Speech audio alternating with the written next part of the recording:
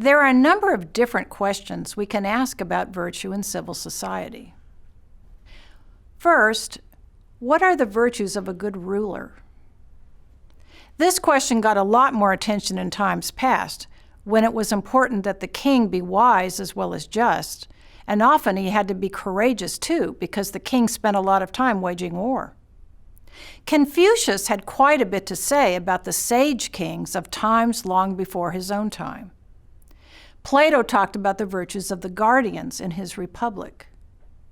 In the Renaissance, Machiavelli talked about the virtues that would enable the prince to achieve honor and glory. Those qualities included cunning and the ability to persuade. We don't talk much about the virtues we want in elected officials, but shouldn't we? On what basis do we decide why we want to vote for one candidate over another? The fact that a candidate belongs to our own political party is hardly a very good reason, and our approval of a candidate's position on the latest hot political issues is at best a vague indication that we should approve of their trustworthiness to govern. Can you trust the candidate? Would you have faith in their judgment if something came up that nobody anticipated? What traits of character should we look for? I hope that we will begin a conversation about that in this class. Here is a second question. Are there virtues of systems of government? This one is an important problem in political philosophy. What is it we want a system of government to accomplish? The most obvious answer is that we want it to bring about justice.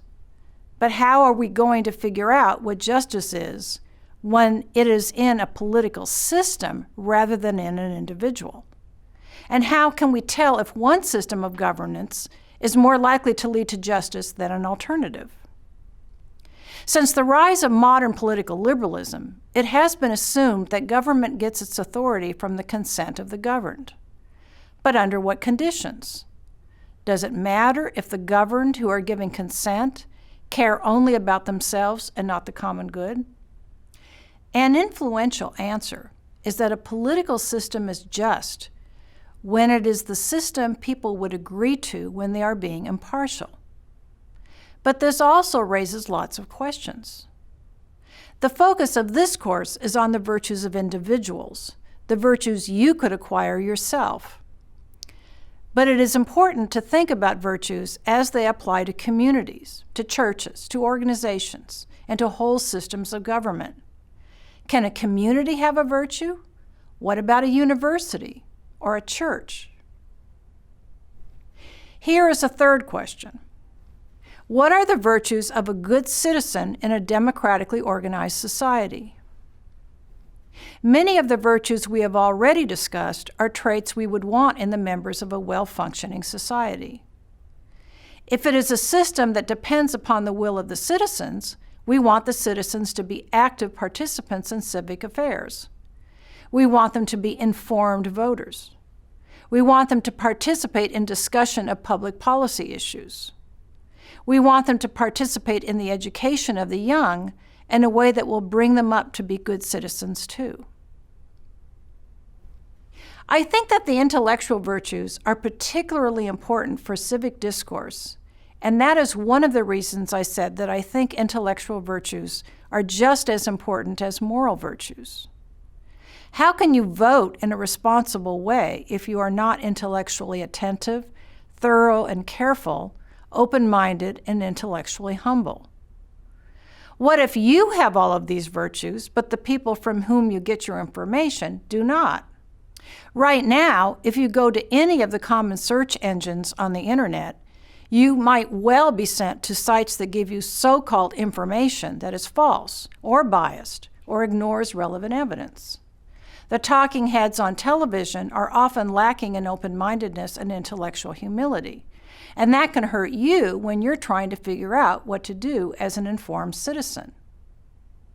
Some of the moral virtues are important for good citizenship also. We rely upon others to be honest and fair, and we hope that our fellow citizens will be compassionate. And in the last lecture, I talked about civility. I have classified civility as a civic virtue, because it is particularly important in debate about public policy.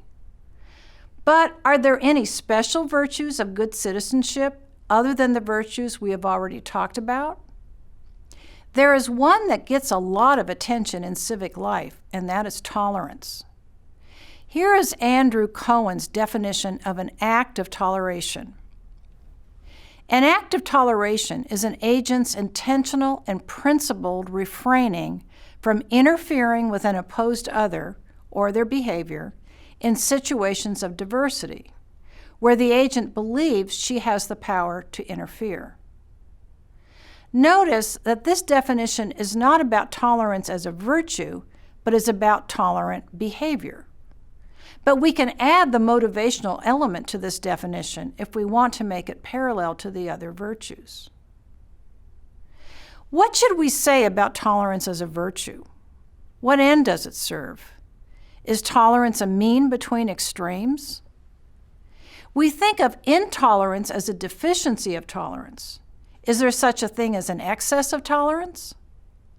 Is there a conflict between tolerance as Cohen defines it and the virtue of civility? In the last lecture, I said that civility is a virtue that regulates the way we express ourselves, particularly in contexts of disagreement. And I proposed that some types of speech may fall into the category of constitutionally protected free speech and yet be uncivil. And I said that we should not socially tolerate such speech. But is tolerance the virtue of letting people be uncivil? Does letting them be uncivil mean we should not criticize them? Should we impose sanctions on them, such as withholding a job offer or expelling an uncivil student? Tolerance is not a virtue that Aristotle would have recognized, nor would Aquinas or most other writers on virtue before the modern era. If we want to add the virtue of tolerance to our list of virtues, we need to be clear about its impact on other virtues. Tolerance of vice leads to more vice. Has civility disappeared because tolerance has replaced it?